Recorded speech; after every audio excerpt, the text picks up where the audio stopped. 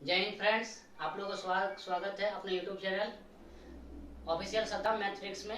आज मैं आप लोगों के लिए लेकर आया हूँ क्लास 10 का त्रिकोणमिति चैप्टर का 8.1।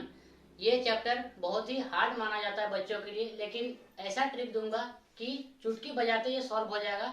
अगर आपको ये समझ में नहीं आया तो आपको ये बेसिक कुछ जानकारी मैं मालूम करा देता हूँ। पहले ये बेसिक जानकारी ले लीजिए, फिर आपको 8.1 सीखने में बहुत ही आसानी होगा।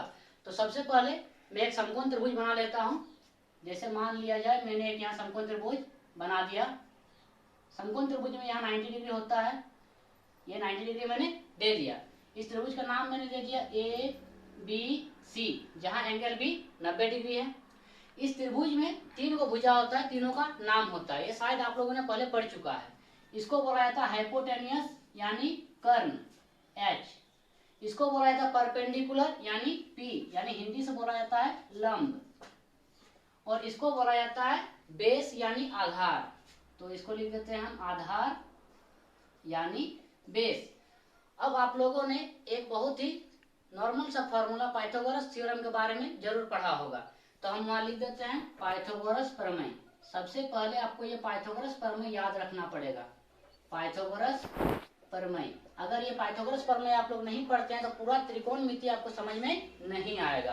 तो पाइथागोरस प्रमेय होता है कर्ण का स्क्वायर बराबर लंब का स्क्वायर प्लस आधार का स्क्वायर।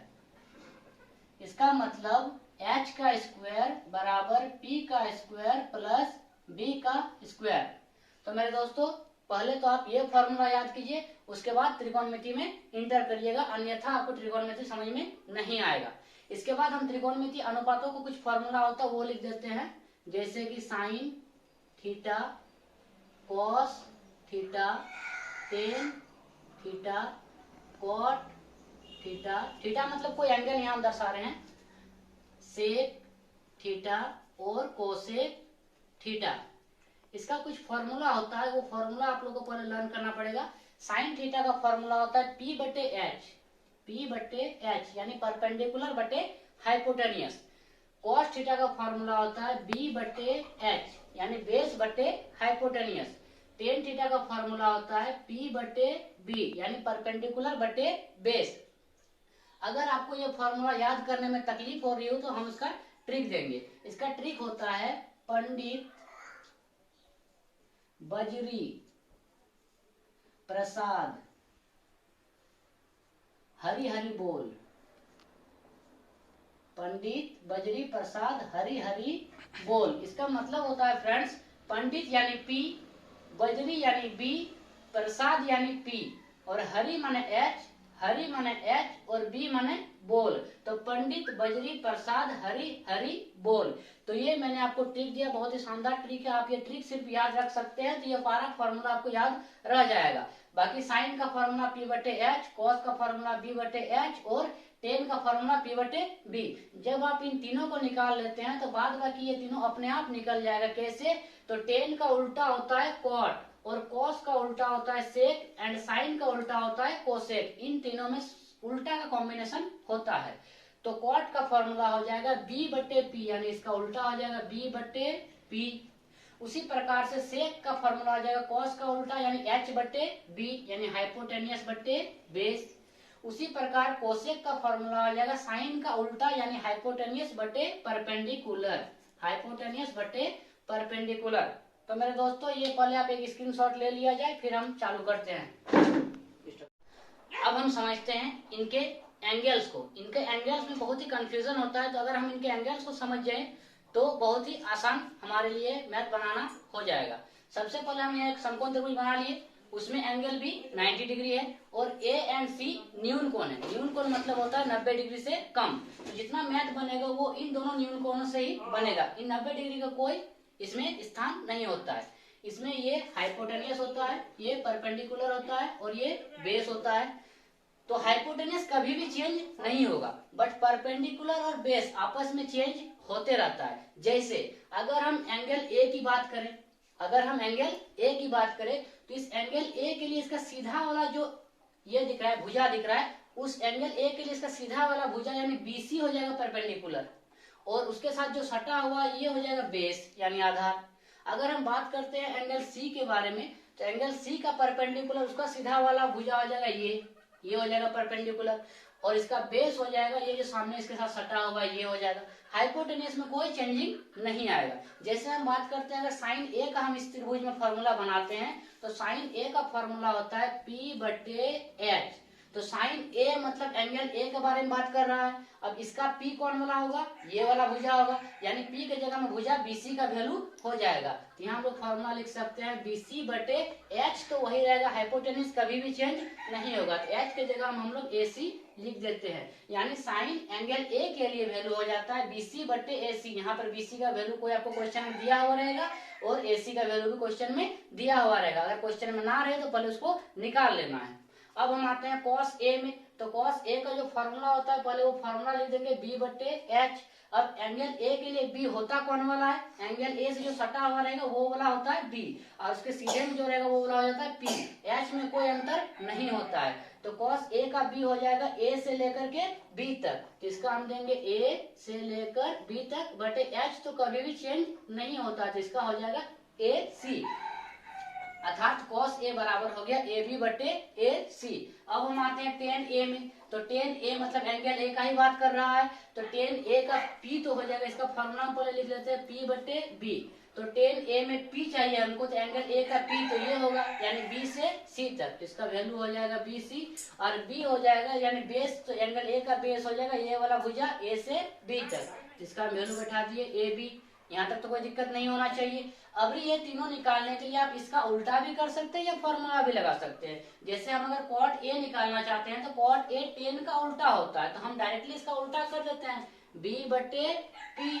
हमको एंगल तो वही बोला है, तो हम इसका डायरेक्टली उल्टा कर सकते हैं AB/BC। या तो आप लोग इसका फॉर्मूला अगर याद है B/P, तो cot A यानी एंगल A के बारे में बात कर रहा है, इसका B कौन होता है, इसका B जो सटा हुआ भुजा वो होता है, और P कौन होता है, ये जो नीचे उसका सीधा में जो भुजा होता है वो होता है P, तो हम वैसे भी मान बैठा सकते हैं। इसी प्रकार जब हम sec A निकालते हैं तो sec A cos का उल्टा होता है, यानी इसका फॉर्मूला हो जाता है H/B, इसका वैल्यू हो जाएगा AC/AB, AC/AB, यानी H तो होगा AC और इसके लिए B हो जाएगा AB, तो इसका फॉर्मूला हो गया AC/AB।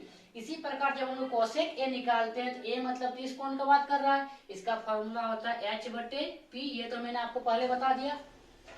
अब एंगल A के लिए हो चाहे C के लिए हो, H तो वही होगा AC, तो इसका वैल्यू हम लिख देंगे AC, और P एंगल A के लिए P होगा उसका सीधा वाला यानी B से C, तो इसका फॉर्मूला हो गया BC। तो एंगल A का हमने सभी त्रिकोणमितीय अनुपात का फॉर्मूला आपको समझा दिया।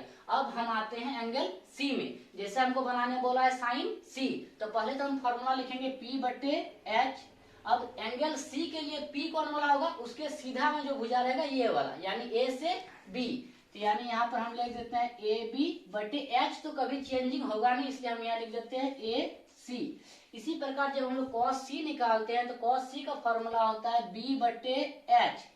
अब cos C एंगल के लिए बात कर रहा है तो इसके लिए B कौन होगा, जो उसका सटा हुआ रहेगा, यानी ये B से C तक, तो ये BC हो जाएगा, और H तो कभी चेंज होता नहीं है, तो H का जगह हम लोग लिख देंगे AC।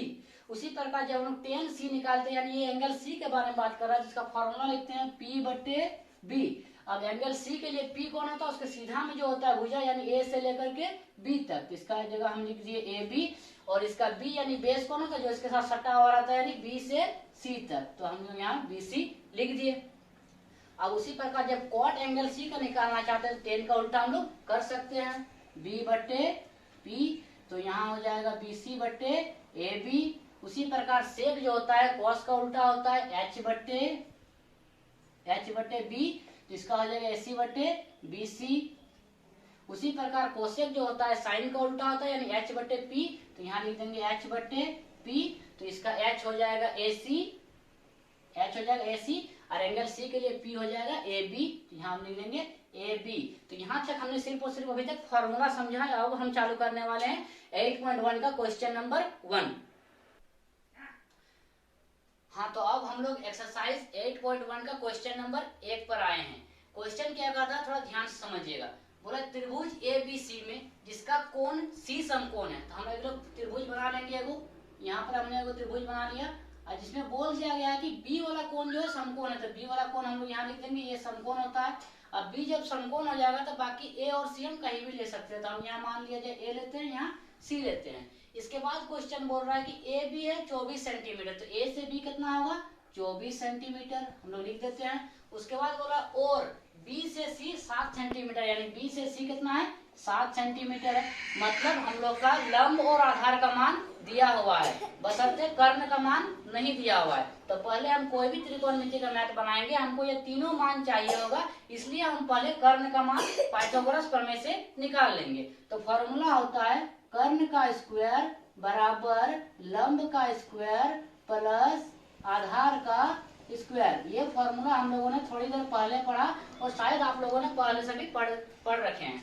तो कर्ण का वैल्यू तो मेरे पास नहीं है, तो कर्ण की जगह हम AC लिख देते हैं, कर्ण तो ये AC होता है, बराबर लंब यानी हम AB लिख देते हैं, तो AB का वैल्यू कितना है 24, तो हम यहाँ पर 24 लिख देते हैं, 24 का स्क्वायर है तो स्क्वायर दे दिए, प्लस आधार का वैल्यू है 7, तो हम 7 का स्क्वायर लिख देते हैं। अब यहाँ पर हमारा आ जाता है AC का स्क्वायर बराबर 24 का स्क्वायर होता है 576, 24 का स्क्वायर कितना होता है 576, प्लस 7 का स्क्वायर आता है 49। अब दोनों को जब हम लोग जोड़ करते हैं तो आता है 625, और यहाँ लिख देते हैं AC, ये स्क्वायर उधर जाएगा तो आएगा रूट। अब 625 का रूट निकालने तो आप लोग जानते ही होंगे, उसको लॉसा करना है, दो में से वो निकाल लेना है, तो इसका आंसर आएगा 25। तो यानी AC का वैल्यू आ गया 25 सेंटीमीटर। यहाँ तक तो कोई दिक्कत नहीं होगा। अब पहला नंबर हमको पूछा है साइन A निकालना है और कॉस A निकालना है, यानी हम लोग को एंगल A के बारे में बात कर रहा है। तो पहले हम लोग निकाल लेते हैं साइन A। अब साइन का तो फॉर्मूला होता है P/H, यहाँ तक तो कोई दिक्कत नहीं है। अब एंगल A के बारे में बात कर रहा है, तो एंगल A का P कौन वाला होगा, A के लिए P होता है, उसका सीधा में जो रहता है यानी B से C तक, तो यानी हम इसका फॉर्मूला P की जगह हम लिख देंगे BC, और H तो हमेशा यही रहता है जो लंबा वाला होता है, ये हमेशा चेंज नहीं होता, ये कभी भी चेंज नहीं होता है। तो यहाँ से A से C लिख देते हैं। अब यहाँ BC का वैल्यू तो 7 है, तो हम यहाँ 7 लिख दिया जाए, और AC का वैल्यू अभी हमने निकाला 25, यहाँ पर हम लोग 25 लिख देते हैं, दोनों में सेंटीमीटर है। ये हो गया हम लोग का आंसर। इसके बाद बोला गया cos A निकालिए, तो हम यहाँ निकाल लेते हैं cos A। तो cos A यानी एंगल A का बात कर रहा है, cos का फॉर्मूला होता है B/H। अब cos एंगल A के लिए जो B होगा वो ये वाला हो जाएगा, इस एंगल से जो वाला सटा हुआ रहेगा, ये वाला इधर सट रहा है, ये तो हाइपोटेनियस होता है, ये कभी चेंज नहीं होता है, तो B हो जाएगा ये वाला, यानी बेस P होता है ये वाला, B होता है ये वाला, अभी मैंने आपको थोड़ी देर पहले समझाया। तो हम यहाँ लिख देंगे AB बटे, बोलिए मैडम, H का वैल्यू AC मुझे 1 मिनट उधर कॉल करें बराबर AB का वैल्यू हो गया 24 और AC का वैल्यू हो गया 25, दोनों में हम लोग सेंटीमीटर बैठा देंगे, ये हो गया आंसर। फिर हम लोग यहाँ 2 नंबर क्वेश्चन बोला है साइन C निकालिए और cos C निकालिए। तो साइन C का वैल्यू हम लोग जब निकालते हैं तो साइन का फॉर्मूला होता है P/H। अब एंगल C के बारे में बात कर रहा है, तो एंगल C से पकड़ेंगे, इसका जो P होता है वो यहाँ होता है, इसके सीधे वाला भुजा, तो इसका P हो जाएगा AB बटे H, यानी ये होता है जिसका मान हो जाएगा AC। अब यहाँ AB की जगह हम बैठा देंगे 24 और AC की जगह बैठा देंगे 25, और दोनों में सेंटीमीटर लिख देना है, ये हो जाएगा आंसर। उसी प्रकार बोला cos C निकालिए, तो cos C देते हैं, cos C मतलब cos का फॉर्मूला होता है B/H, और C एंगल के बारे में बात कर रहा है, तो C एंगल से हम लोग देखेंगे इसके लिए B कौन वाला होता है, यानी बेस कौन वाला होता है, उससे जो सटा हुआ रहता है, यानी B से C तक, तो यहाँ लिख देंगे B से C तक, और H का मान होता है A से C तक, तो यहाँ लिख देंगे A से C तक। BC का वैल्यू है 7 सेंटीमीटर बटे AC का वैल्यू है 25 सेंटीमीटर, तो हमने यहाँ लिख दिया, ये हो गया आंसर। अगर आप लोगों को ये वीडियो पसंद आई हो तो जरूर लाइक करें, और चैनल में अगर नए हो तो सब्सक्राइब करें। आगे की वीडियो में हम क्वेश्चन नंबर 2 बाकी सारा समझेंगे।